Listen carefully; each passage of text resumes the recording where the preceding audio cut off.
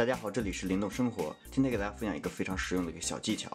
我们智能手机里边隐藏着一个记录仪，我们只要输入一串代码即可调用出来。我们一起来看一下。首先打开拨号键，然后输入星井4636井星。输完以后，大家可以看到直接跳动到一个测试的一个界面。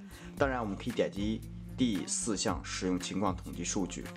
大家会看到我们手机在每时每刻都做过什么，比如说是打开什么应用呀，或者是浏览过什么网页。这样的话就清晰知道了我们男女朋友都用手机做过什么。好了，今天给大家分享到这儿，希望呢这个小技巧能够帮助到大家。更多精彩且关注灵动生活，谢谢。